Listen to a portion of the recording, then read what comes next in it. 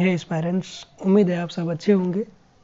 आज हम ये नया सीरीज ल्यूसेंट सीरीज स्टार्ट कर रहे हैं। ये वस्तुनिष्ठ सामान्य ज्ञान का ऑब्जेक्टिव जीके बुक से है, जिसमें कि आपको डेली 50 से 100 क्वेश्चन तक मिलेगा। और इस ल्यूसेंट सीरीज में आप सब पार्टिसिपेट कीजिए और इसको लाइक, शेयर एंड सब्सक्राइब ज़रूर कीजिए। तो आइए आज का पहला क्वेश्चन स्टार्ट करते हैं। प्रथम क्वेश्चन है, सूची 1 को 2 से सुमेलित करना है और एक में घटना है, दूसरा में है उस समय बंगाल के तत्कालीन गवर्नर कौन थे। तो इसका प्रथम क्वेश्चन है, प्लासी का युद्ध 1757 के समय यहाँ का गवर्नर जनरल कौन था। तो उस समय रोजर ड्रेक थे। और द्वैत शासन लागू जो हुआ था 1765 ईस्वी में, उस समय बंगाल के गवर्नर थे रॉबर्ट क्लाइव। और बक्सर का युद्ध 1764 ईस्वी के समय में बंगाल के गवर्नर थे वेंसीटार्ट। और बंगाल अकाल 1770 ईस्वी में जो पड़ा था, उस समय वहाँ के गवर्नर थे कर्टियस। तो ए बी सी का 1 2 3 4 लगातार हो रहा है। तो 1 2 3 4 ऑप्शन ए इसका राइट है। आगे नेक्स्ट क्वेश्चन देख रहे हैं,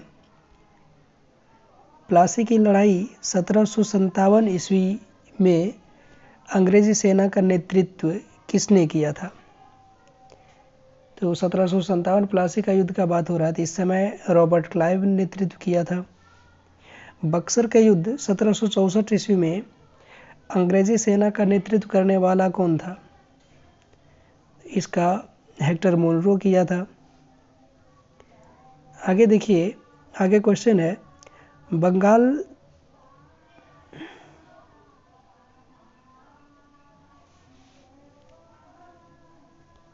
बंगाल का द्वैत शासन कब से कब तक चला था। तो बंगाल का द्वैत शासन 1765 से 1772 ईस्वी तक चला था। रॉबर्ट क्लाइव के द्वारा द्वैत शासन शुरू किया गया था और वारेन हेस्टिंग्स के द्वारा 1772 ईस्वी में इसे हटा दिया गया था। यानी ऑप्शन इसका सी सही है। आगे का क्वेश्चन देखिए, वर्ष 1798 ईस्वी में लॉर्ड वेलेस्ली द्वारा प्रस्तावित सहायक संधि को स्वीकार करने वाला सबसे पहला भारतीय शासक कौन था। ये हैदराबाद के निजाम थे। भारत का प्रथम गवर्नर जनरल व वायसराय कौन था।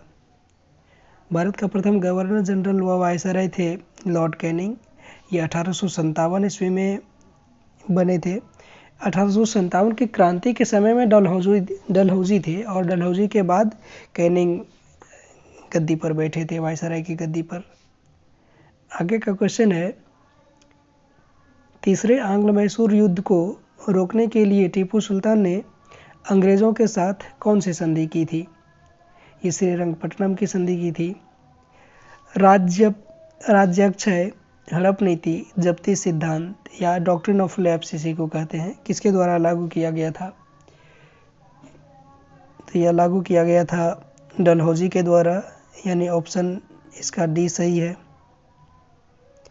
आगे क्वेश्चन है, किस सिख गुरु ने फारसी में जफरनामा लिखा था। तो फारसी में जफरनामा किसके द्वारा लिखा गया था।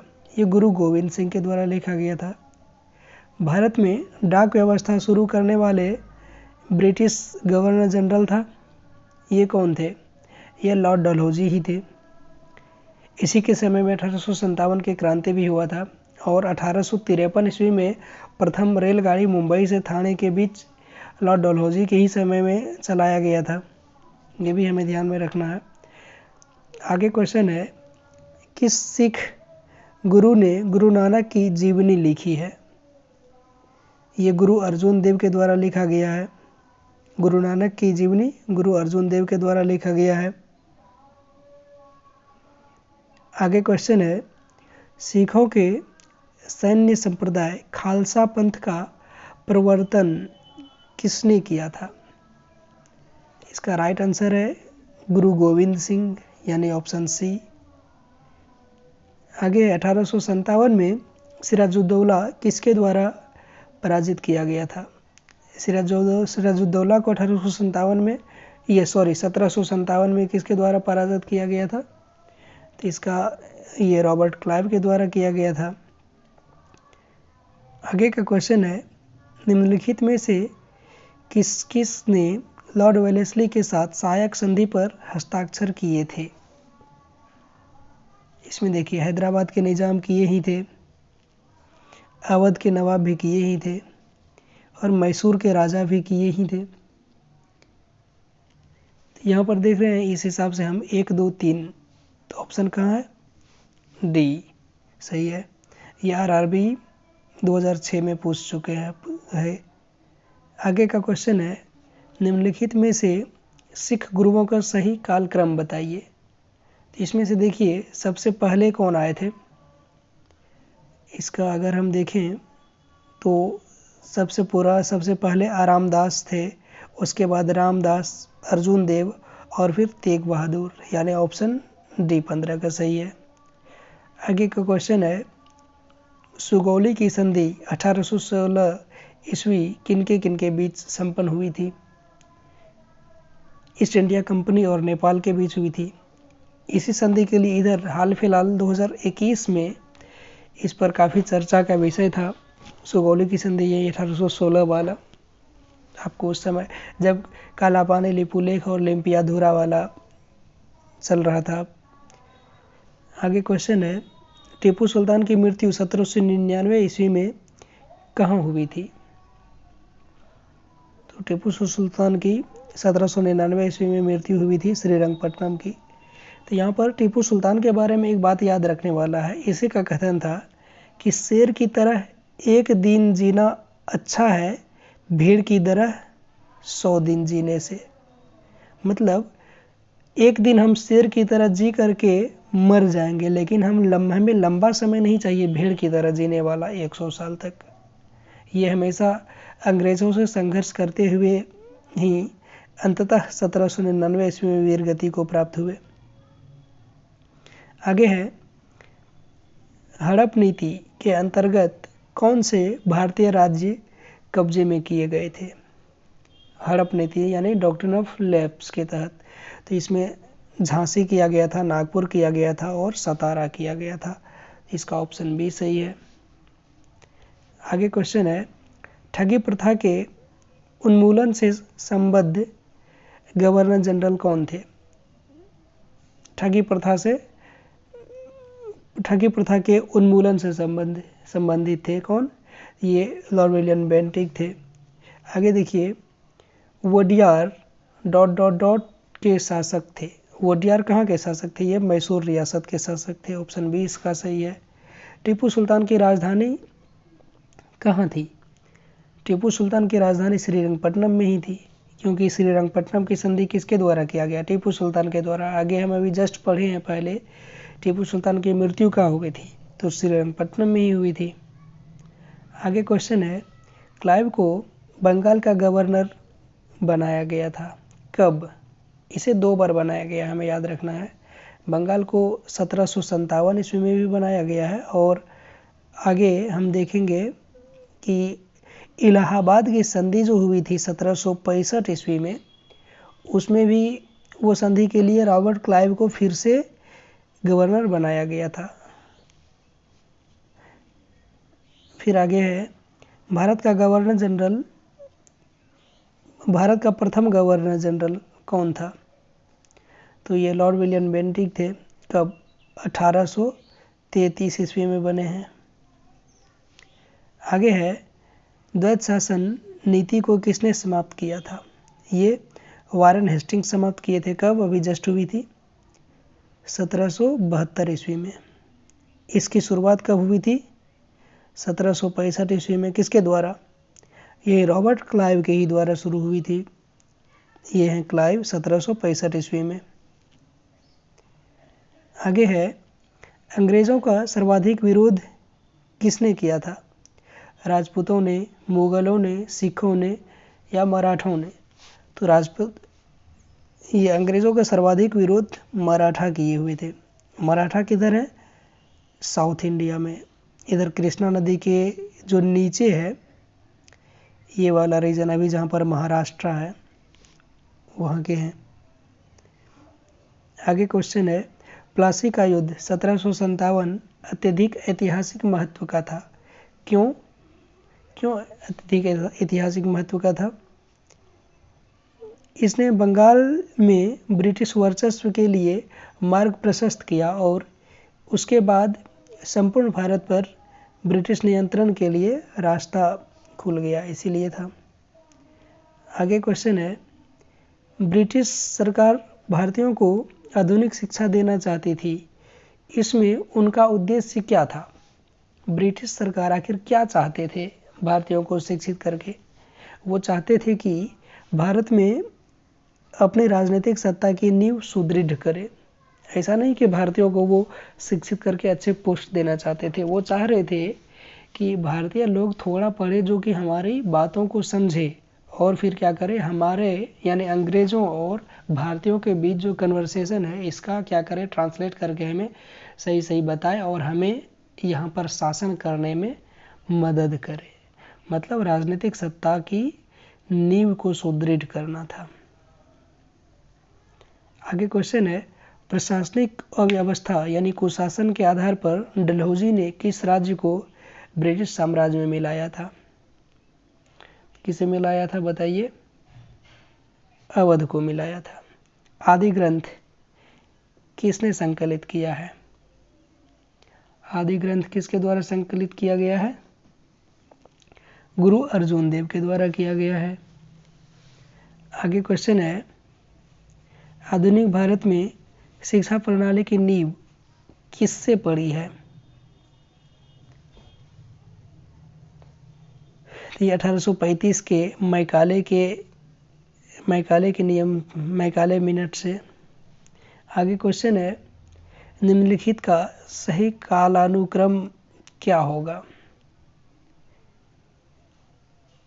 मतलब ये सब क्या है कि गवर्नर जनरल हैं और कब से कब तक कौन रहे हैं, इसको हम सजाएंगे। तो इसे अगर हम देखें तो सबसे पहले इसमें रॉबर्ट क्लाइव थे 1757 से 1765 तक। उसके बाद वेंसीटार्ट आए, क्लाइव के बाद वेंसीटार्ट आए और वेंसीटार्ट के बाद कर्टियस आए।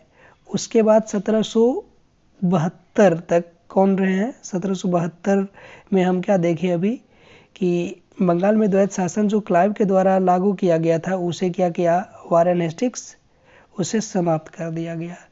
तो अतः हम देख रहे हैं क्या कि 1 2 4 3 यानी ऑप्शन बी इसका सही आ रहा है। आगे का क्वेश्चन है, भारत में ईस्ट इंडिया कंपनी की सफलता का राज था।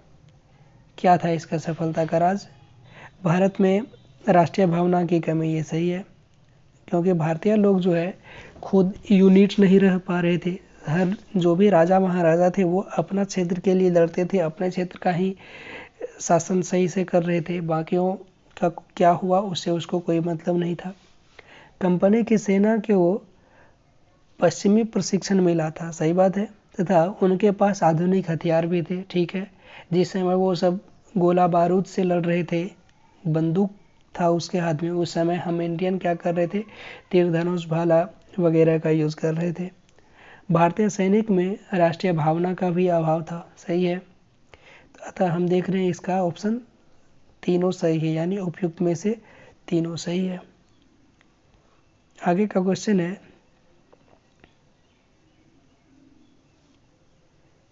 भारत में निम्न वायसरायों में से किसके काल में इंडियन पिनल कोड यानी सिविल प्रोसीजर कोड और क्रिमिनल प्रोसीजर कोड पारित किए गए थे? ये किया गया था लॉर्ड कैनिंग के काल में। आगे क्वेश्चन है, निम्नलिखित में से ब्रिटिश सरकार का वह गवर्नर जनरल कौन था जिसने भारत में डाक व्यवस्था शुरू किया था? ये डलहौजी के ही काल में हुआ था। कब? 1854 ईस्वी में। आगे देखिए, सती प्रथा का अंत करने तथा ठगी को समाप्त करने का श्रेय किसको दिया जाता है? इसमें लॉर्ड विलियम बेंटिंग को दिया जाता है। निम्नलिखित में से अवध के स्वायत्त राज्य का संस्थापक कौन था? स्वायत्त मतलब स्वतंत्र, अवध को स्वतंत्र रूप से स्थापित करने वाले कौन थे? यहाँ पर इसका मतलब हो रहा है ये हैं शहादत खां, इसी को बुरहानुल मुल्क के नाम से भी जानते हैं हम। आगे है, निम्नलिखित में से किसने मीर कासिम तथा शुजाउद्दौला के साथ मिलकर अंग्रेजी ईस्ट इंडिया कंपनी पर युद्ध घोषित किया और वे बाद में बक्सर के युद्ध में अंग्रेजों से पराजित हुए थे? ये कौन थे? शाह आलम सेकेंड थे। अच्छा, बक्सर का युद्ध भारत और अंग्रेजों के बीच हुआ था। तो बक्सर का युद्ध भारत में टोटल 3 महाशक्ति थे। कौन? एक तो शाह आलम द्वितीय थे और एक मीर कासिम और शुजाउद्दौला। ये तीनों अंग्रेजों से लड़े, जिसमें कि भारतीय ये तीनों महाशक्ति का क्या हुआ? बुरी तरह से पराजय हुई। आगे क्वेश्चन है, ईस्ट इंडिया कंपनी और बंगाल के नवाब के बीच जब प्लासी का युद्ध हुआ उस समय मुगल सम्राट कौन था? उस समय मुगल सम्राट थे अजीजुद्दीन आलमगीर द्वितीय। आगे क्वेश्चन है, ईस्ट इंडिया कंपनी के नेतृत्व में रॉबर्ट क्लाइव का उत्तराधिकारी निम्नलिखित में से कौन था? तो ये रॉबर्ट क्लाइव का उत्तराधिकारी वॉरेन हेस्टिंग्स ही थे, जो कि क्या किए, हम अभी जस्ट देख रहे हैं लगातार 72 में क्या किए कि द्वैत शासन को समाप्त किया। आगे क्वेश्चन है, नवाब सिराजुद्दौला एवं ईस्ट इंडिया कंपनी के बीच संघर्ष का प्रमुख कारण क्या था? इसका प्रमुख कारण था अंग्रेजों ने व्यापार छूटों का दुरुपयोग किया था। आगे क्वेश्चन है, प्लासी के युद्ध में केवल कुछ सरदारों ने सिराजुद्दौला का साथ दिया। वे सरदार कौन कौन थे जो कि रॉबर्ट क्लाइव का ये सिराजुद्दौला का साथ दिया था? 41 का क्वेश्चन देखिए, इसमें से हम देख रहे हैं मोहनलाल साथ दिया था, राय दुर्लभ तो धोखा दे दिया था और राजवल्लभ भी धोखा दे दिया था, मीर मदान साथ दिए थे और खादिम खां भी थे जो कि इसको धोखा दे दिए थे। तो मतलब 1 और 4 देख रहे हैं, इसका क्या है, सही जा रहा है, यानी ऑप्शन सी सही है।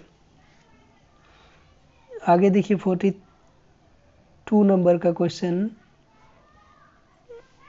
42 का क्वेश्चन में है, कालकोठरी ब्लैक होल की घटना जिसमें 146 में से 123 लोग एक छोटी कोठरी में बंद कर दिए जाने के कारण मर गए थे, ये कहाँ की घटना है?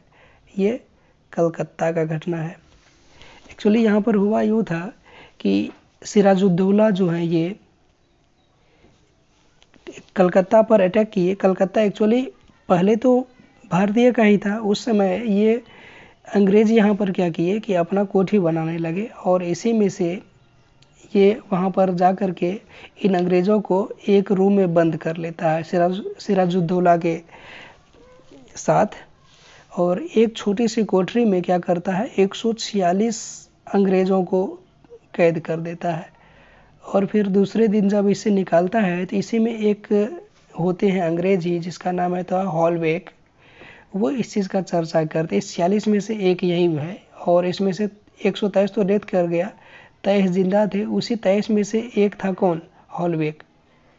तो यही बाद में चर्चा करते हैं कि इसमें से इतने लोग डेथ किए और कैसे क्या हुआ, इन सारी चीज़ों का ऐसा ये एक्सप्लेन करते हैं।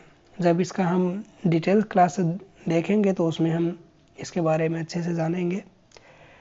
आगे क्वेश्चन है, प्लासी के युद्ध के बाद भारत के लिए शाश्वत दुख की काली रात का आरंभ हुआ। यह किस बंगला कवि का कथन है? ये नवीन चंद्र सेन का कथन है, ऑप्शन ए इसका सही है। आगे है, किस इतिहासकार ने 1765 ईस्वी से 1772 ईस्वी तक कंपनी के राज्य को द्वैत शासन के काल को डाकुओं का राज्य की संज्ञा दी है? जदुनाथ सरकार, ताराचंद, के एम पणिकर या इनमें से कोई नहीं। तो इसका राइट आंसर है के.एम. पणिकर। के.एम. पणिकर के द्वारा कहा गया है कि यह 1765 से 1772 का काल जो था, द्वैत शासन का काल, ये क्या था? डाकुओं का काल था, मतलब लूट खसोट वाला काल था। सुरक्षा प्रकोष्ठ नीति यानी रिंग फेंस पॉलिसी संबंधित है किससे? यह है वारेन हेस्टिंग्स के द्वारा किया गया था। आगे क्वेश्चन है, इलाहाबाद की संधि 1765 के बाद रॉबर्ट क्लाइव ने मुर्शिदाबाद का उपदीवान किसे बनाया था? तो ये मोहम्मद रजा खां को बनाया गया था। आगे क्वेश्चन है,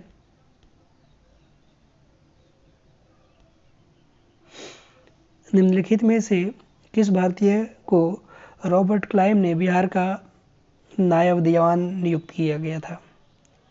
तो बिहार का नायब दीवान सिताब राय को नियुक्त किया था। रंजीत सिंह ने सुप्रसिद्ध कोहिनूर हीरा किससे प्राप्त किया था? यह किससे प्राप्त किया गया था? शाह शुजा से प्राप्त किया था। ब्रिटिश जनरल जिसने हैदर अली को पोर्टोनोवा के युद्ध में हराया था, वो कौन थे? ये सर आयरकूट थे।